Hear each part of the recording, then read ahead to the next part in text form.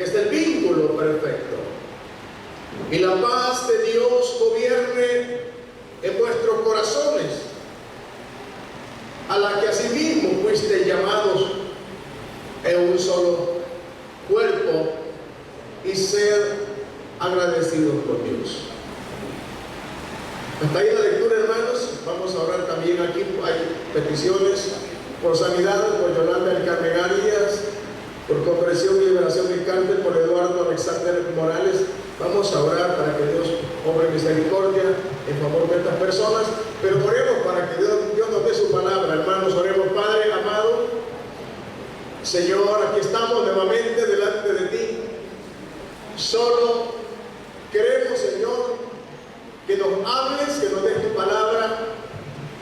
Usa mi vida, por favor, Señor. Usa este cuerpo para que este pueblo, Señor, reciba tu palabra. Ayúdanos, Señor, porque en la carne somos inútiles. Ayúdanos a todos. Este pueblo, Padre, que está gritando esta mañana. Mira cómo gritan, Señor, porque tienen hambre, tienen sed, Señor.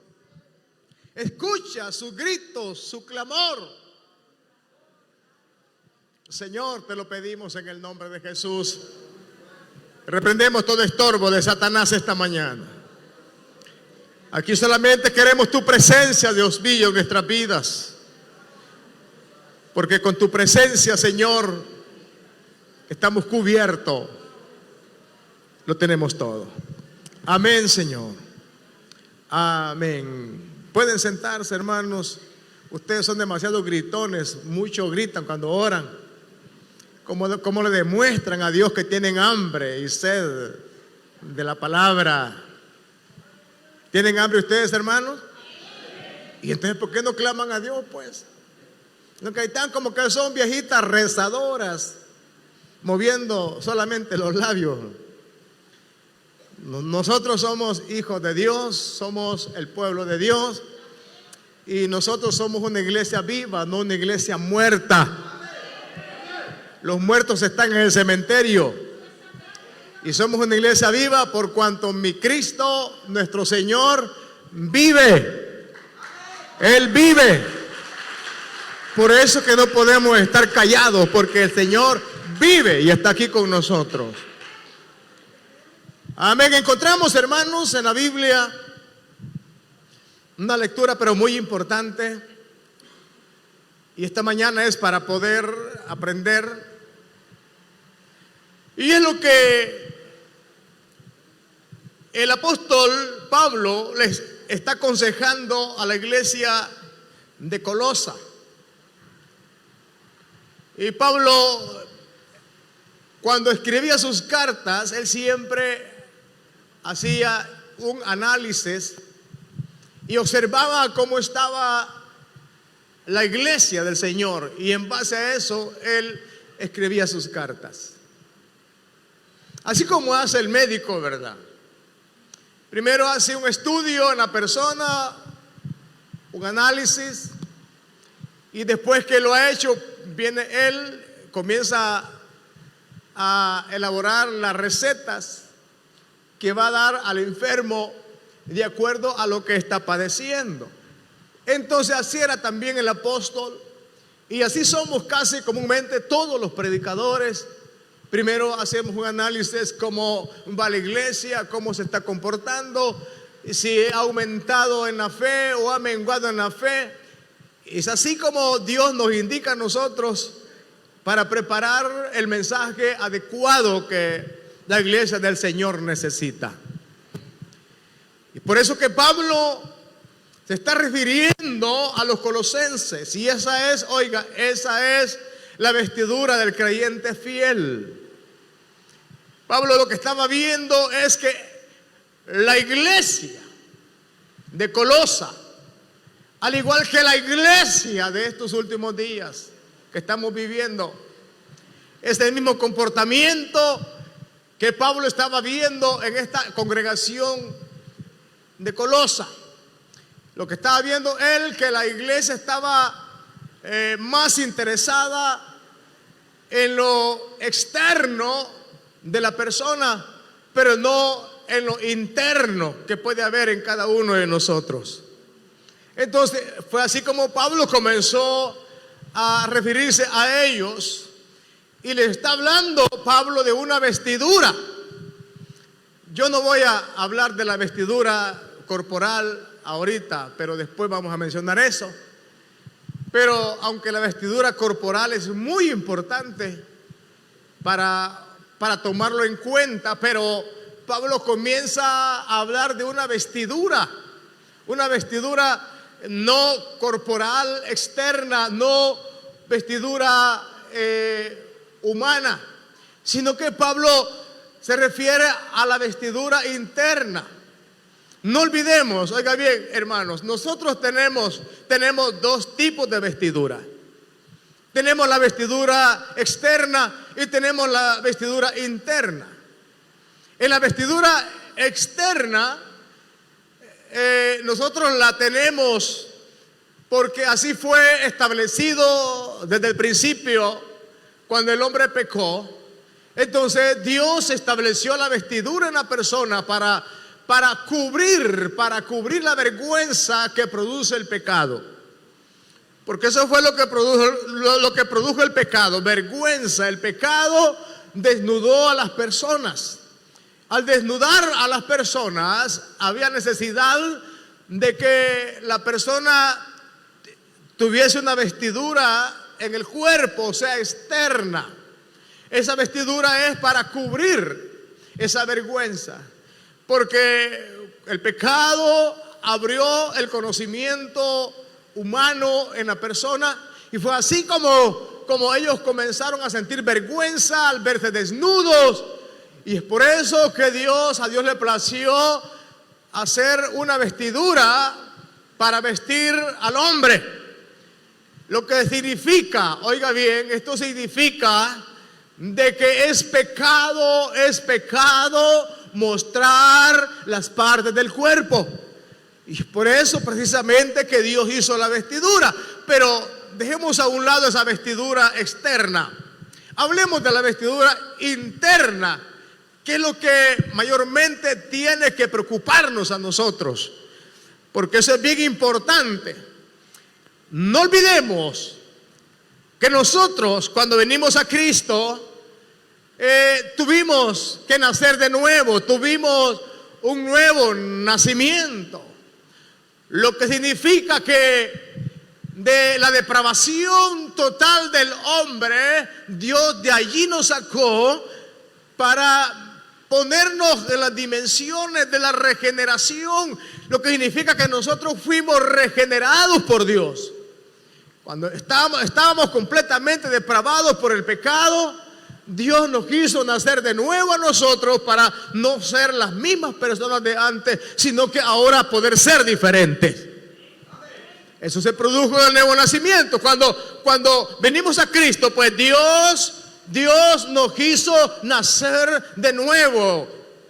¿Cómo se produjo ese milagro? A través de la palabra de Dios, a través del Espíritu Santo, a través del Espíritu, a través de la palabra, o sea, del agua y del Espíritu, nacimos nosotros para ser una nueva criatura delante de Dios.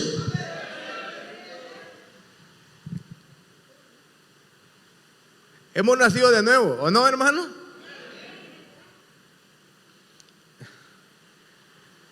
Entonces, en ese nuevo nacimiento fuimos regenerados.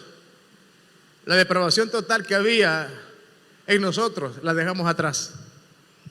Ahora, viene Dios. ¿Qué hace Dios en ese nacimiento? Nos da una nueva vestidura. La vestidura antigua, espiritual, era sucia, inmunda. Entonces estaba llena de manchas. Esa vestidura interna era guarida de pecado, bodega de pecado, de maldad, de odio, de rencor, de envidia, de egoísmo, de soberbia, arrogancia. Eso es lo que había en nuestra vieja vida, en la vida pasada. Esa era la vestidura vieja, sucia, manchada. Y así nacimos todos nosotros. Nacimos con una vestidura sucia. Pero viene el Señor, nos pone una nueva vestidura. Cuando venimos a Él, nacimos de nuevo. El Señor viene y nos reviste de una vestidura santa. Y esa es la vestidura interna que tenemos nosotros, la cual debemos de cuidar primeramente. Debemos de preocuparnos primeramente. ¿Cómo está tu vestidura interna? ¿Cómo está mi vestidura interna? Todos debemos de preocuparnos. Y así, de esa forma, vivir para agradar solamente al Señor. Cuidemos esa vestidura. Tenemos un traje santo. ¿Cuántos creen eso? Hay un canto de un cantautor antiguo cristiano, Urbano Arroyo, que a mí me gustaba mucho ese canto y me gusta a la vez cuando tengo la oportunidad de escucharlo, lo escucho. Y él decía así: quita tus manchas y las arrugas de ese tu traje de santidad, porque con manchas y con arrugas, con el Señor tú no te vas. Quizás usted no se acuerda de ese canto, ¿verdad? Levanta la mano que se acuerda de ese canto. Se recuerdan algunos hermanos, los más viejos, ¿verdad? De estar en el Evangelio, quizás. Pero a mí me impacta mucho ese canto. Y esa es la realidad, ese es un mensaje que transmite ese cantautor. Porque esa vestidura interna debemos de cuidarla nosotros, que no se manche. ¿Y cuándo es que esa vestidura se mancha? Cuando comenzamos a adoptar las cosas del mundo. Cuando nos contaminamos con el pecado, es ahí donde esa vestidura comienza a ensuciarse. Esa vestidura es santa, es limpia, es pura, es blanca, es lo mejor, hermano. Tiene una pureza esa vestidura que Dios nos puso a nosotros, única. Y no olvidemos que esas manchas fueron quitados, no con detergente, no con lejía, no con jabón. Esa mancha que había en nosotros, que es el corazón, fue quitada a través de la sangre del Hijo de Dios. Y es por eso que está limpia. Y mantengamos limpia esa vestidura, si no, usted no se va a ir con el Señor. Usted con su vestidura sucia se va a quedar. Y que le aproveche el mundo, porque el que ensucia la vestidura es porque ya probó el mundo otra vez. Ya coqueteó con el diablo, ya coqueteó con el mundo. Y de eso debemos de cuidar los que somos cristianos. Cuidémonos de eso. Debemos de procurar vivir en el temor de Dios cada día. Y cuando llegue la tentación, decir no, porque tengo una vestidura blanca y no puedo mancharla. Desde el momento que entregamos nuestra vida a Cristo, ahí el Señor nos dio una nueva vestidura. Desde el momento que el cristiano y cristiana que se fue al mundo y luego retornó nuevamente a los pies de Cristo para reconciliarse, la sangre de Cristo lo limpió otra vez y su vestidura fue blanca otra vez. Procuren no ensuciarla otra vez. Cuídese ahora, cuide esa vestidura, manténgase en santidad, manténgase limpio todo el día. Estamos hablando ahorita de la vestidura interna. No hemos tocado todavía a profundidad la vestidura externa, que ya vamos a hablar de eso. Porque son dos clases de vestiduras, la espiritual y la externa. Pero estamos hablando de la interna, que es la espiritual. Entonces, ahora el apóstol Pablo estaba viendo en los corintios que se preocupaban en la externa, pero no en la vestidura interna. Entonces, eso es lo que nosotros debemos de procurar cuidar. La interna, la vestidura que está dentro en el corazón. No vamos a confundir tampoco, hermanos, por aquellos que dicen, aquellos herejes que dicen que Dios solamente quiere el corazón. A lo mejor de aquí quizás ellos han tomado esa base para poderse aprovechar y darle libertad al cuerpo, vivir en la mundanalidad, vivir en el pecado, en la depravación. Porque Dios dice solo quiere el corazón, y es cierto, porque Pablo aquí está diciendo de una vestidura interna, la que está en el corazón. Lo que significa que el viejo hombre, la vieja mujer quedaron al pasado, ya eso ya murió. Y ya no podemos vivir contaminando la vestidura santa que ha puesto el Señor en nuestro corazón. Por eso es que Pablo está diciendo, le dice a ustedes, me dice a mí, le dice a toda la iglesia, le dice a los colosenses, le está diciendo claramente en el versículo 12, vestidos. Habla de un vestido, vestidos pues, dice Pablo, refiriéndose al vestido interno, al corazón, vestidos pues como ¿qué? Como escogidos de Dios.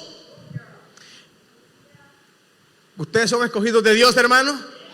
¿Están seguros?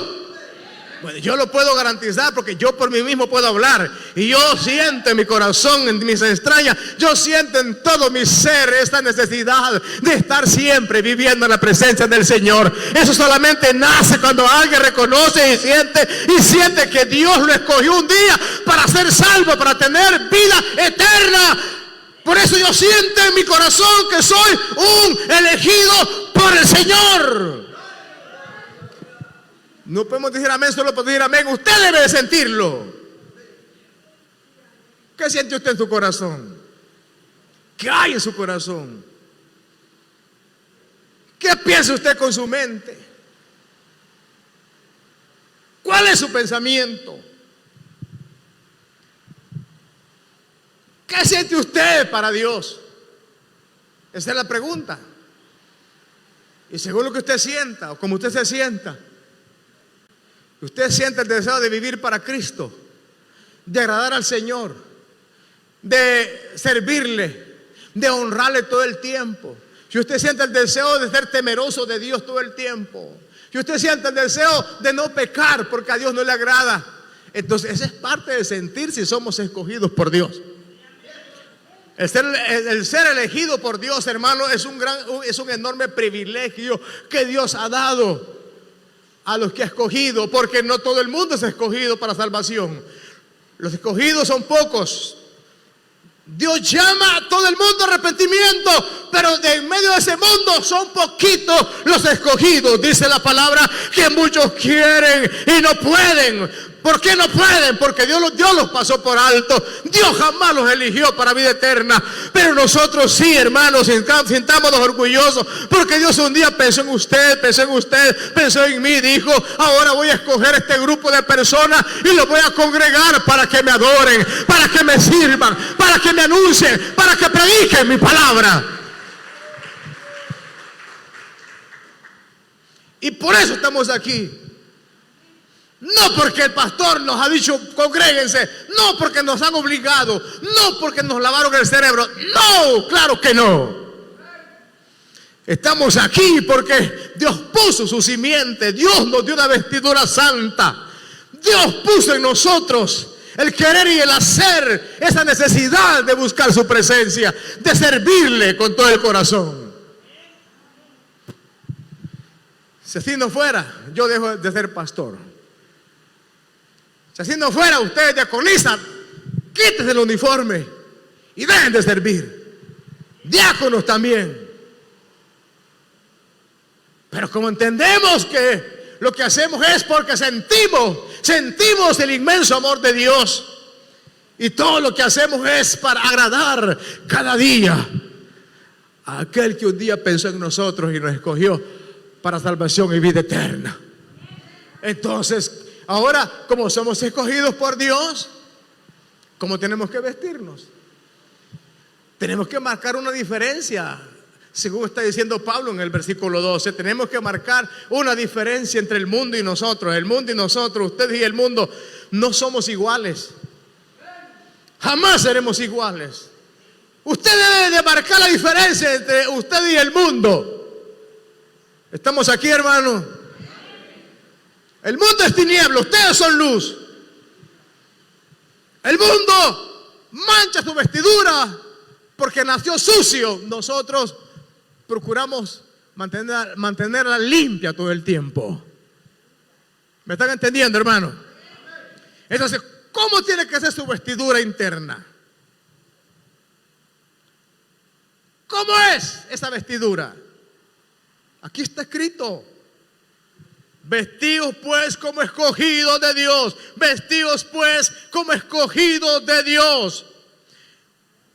¿Cómo se visten los escogidos de Dios? Santos y amados. Amaron que no nos amen. Estamos vestidos de entrañable misericordia porque somos misericordiosos, como Dios es misericordioso. Estamos vestidos de benignidad, dice aquí la palabra. No podemos ser malos con unas personas. Estamos vestidos de ¿qué más? De humildad. Esa es tu vestidura. ¿Usted es humilde, hermano? ¿O es arrogante? Esa es tu vestidura. Si usted es el mismo de antes, si usted es el mismo arrogante, el mismo soberbio, usted no ha nacido de nuevo. Porque los que hemos nacido de nuevo marcamos la diferencia. Somos humildes. Nuestra vestidura tiene que ser, dice Pablo, de mansedumbre. Mansos y humildes, como dijo el Señor. Esa es nuestra vestidura interna. Nuestra vestidura tiene que ser de paciencia, tener paciencia para esperar en lo bueno, para esperar en lo que Dios hará, para esperar la venida de Cristo. Tengamos paciencia, porque Él viene pronto. ¿Cuántos le esperan? ¿Qué más dice en esta vestidura? Verso 13: soportándoos unos a otros. Significa que hay caracteres diferentes por el pecado, por la vieja naturaleza. Algunos son serios, otros son sonrientes, otros, hermanos, luego se enojan. Pero ese es el carácter de la vieja naturaleza. Por eso es que tenemos que soportarnos los unos a los otros. Lo que significa que usted y yo no somos perfectos. De un momento a otro podemos fallar y podemos sacar la vieja naturaleza. Pero los que han pensado en la paciencia deben de tener paciencia esas personas y deben de soportarlos y orar por ellos. Y dice: perdonándoos unos a otros.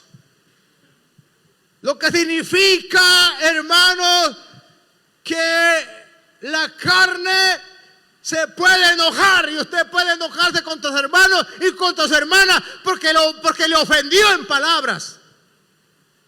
Pero aquí dice que tenemos que soportarlos. Tenemos que soportarnos los unos a los otros.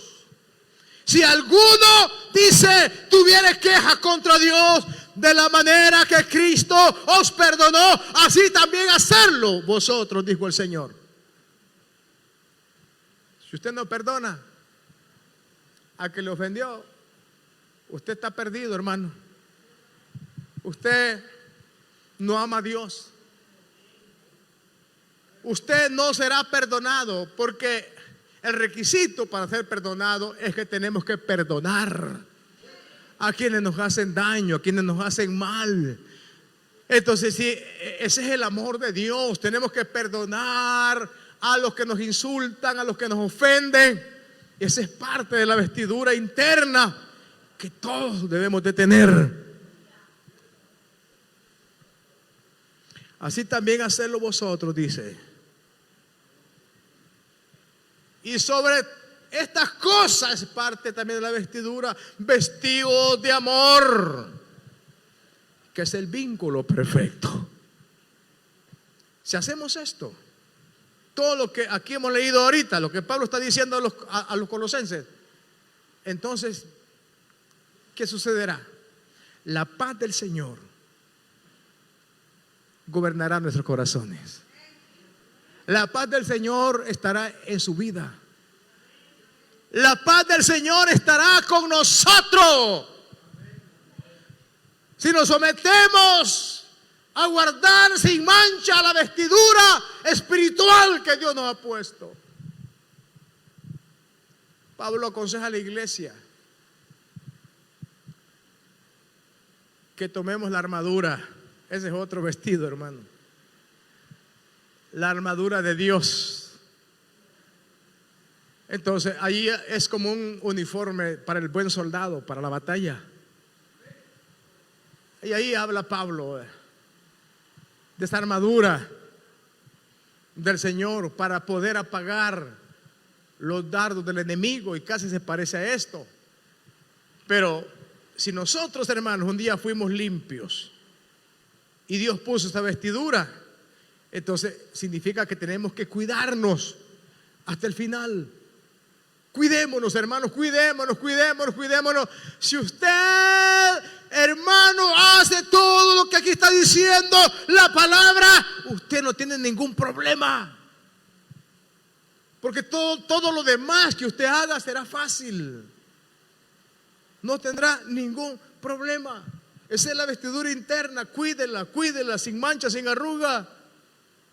Porque para eso Dios la puso, para cuidar el cuerpo interno, para cuidar el cuerpo espiritual. Para eso Dios nos puso esa vestidura. Y ya hablamos aquí lo que Dios dice que tenemos que hacer. Y esa es la vestidura de Dios.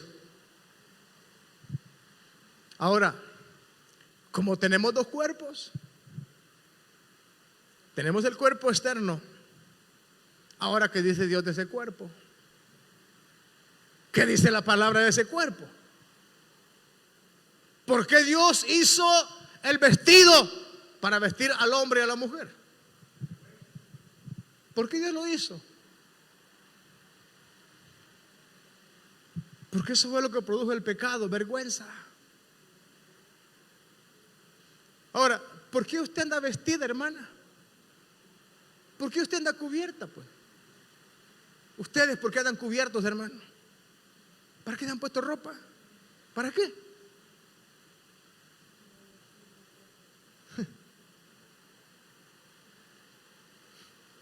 ¿Por qué, hermano? ¿Por qué ustedes andan ropa? Es mi pregunta. Respondan. ¿Por qué ustedes andan cubierto el cuerpo con ropa? ¿Por qué? ¿Ah? ¿Verdad que les da vergüenza andar desnudo? ¿Ah? ¿Da vergüenza?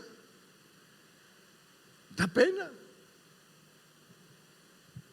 Si no hubiera vergüenza en nosotros, que eso lo produjo el pecado, todos anduviéramos desnuditos, todos, hombres y mujeres, desnuditos. No habría ningún problema. Porque así lo hizo Dios al hombre y a la mujer, desnuditos, los hizo, desnuditos, no les puso ropa, desnuditos. Porque la ropa que tenía Adán y Eva era total. No había necesidad de poner un vestido en el cuerpo, era total. El cuerpo y el corazón era total, vestido de pureza. No necesitaba vestido. Pero cuando el hombre pecó, la mujer pecó, ahí le dio vergüenza. Sin que Dios les dijera, vístanse, ellos mismos buscaron la forma como vestirse. ¿Usted conoce la historia o no, hermanos? Cortaron hojas de higuera y se hicieron delantales. Delantales es que solamente la parte de adelante se cubrieron, hermano. Eso sí es un delantal, delantero. Solo la parte de enfrente se cubrieron, la parte de